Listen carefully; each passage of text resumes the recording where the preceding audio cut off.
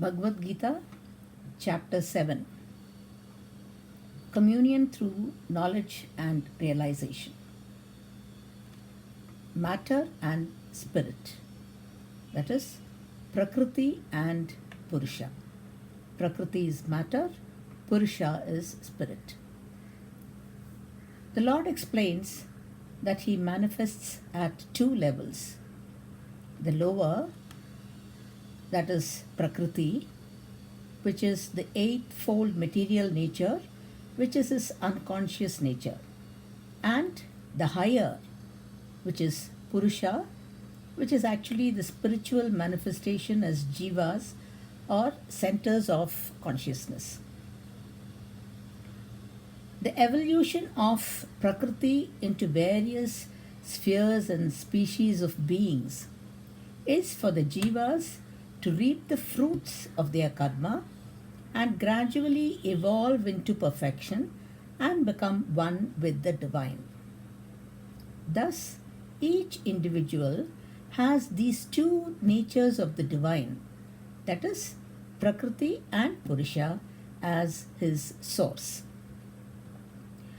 Once the individual understands this distinction, he will realize that the spirit, identified with matter, is the root cause of all sufferings.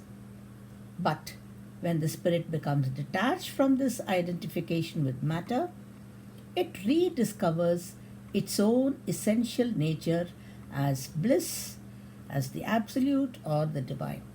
And this should be our most important aim in life.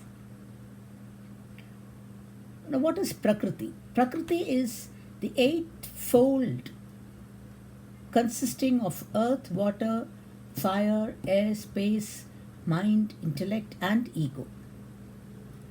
The outer world of stimuli reach the five sense organs, which then transmit them to the inner point of focus, which is the mind. The stimuli are then rationally systematized by the intellect. At all these levels of sense perception, mental reception, and intellectual assimilation, there is a continuous sense of I-ness, I, the letter I, I-ness, which is called the ego. The Purusha is the spiritual entity or the divine spark within each one of us. It is pure consciousness or awareness, and this is what maintains, nourishes, and sustains everything. The Lord then goes on to describe Himself as the divine element. He is the essence in all entities, manifesting as their characteristic nature and function.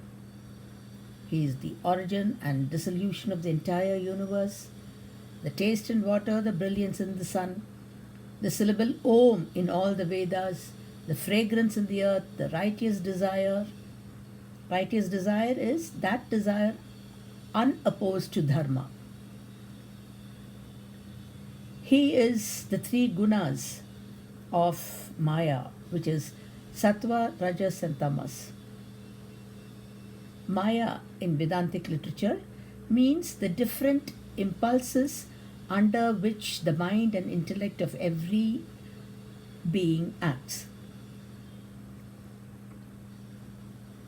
The Lord clarifies that though the gunas proceed from Him, He is in no way controlled or contaminated by them.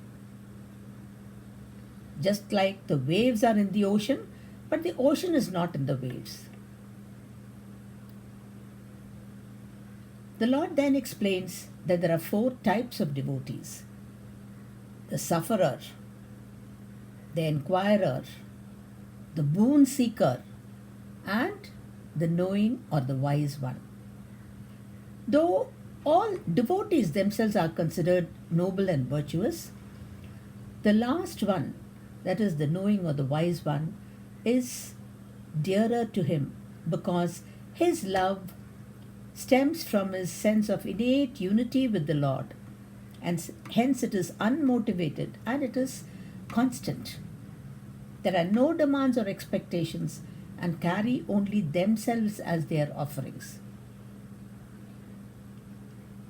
in a pure spirit of love inspired total surrender. The only cry in their heart is to end the separation and be made one with Him. Those people whose wisdom is blinded by various desires adore other deities and perform various forms of worship.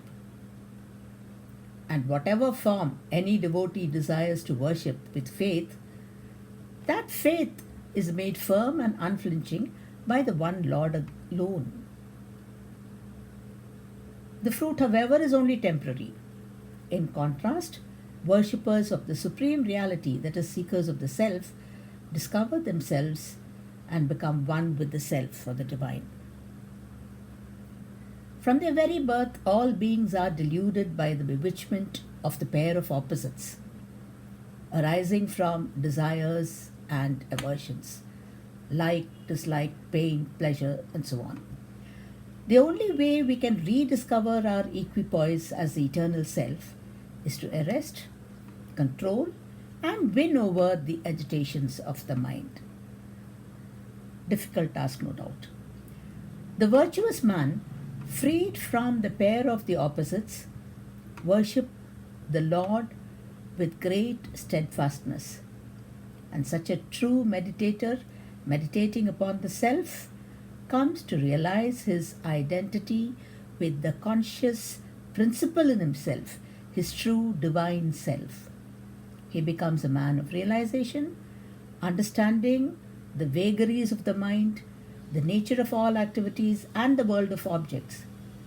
He will continue to be aware of that reality, and even at the time of death, will have his mind ever absorbed in the supreme divinity. This is the promise of the Lord. Thus ends chapter 7 of the Bhagavad Gita, entitled The Yoga of Knowledge and Wisdom. Jnana Vijnana Yoga. Hari Om Tat Sat.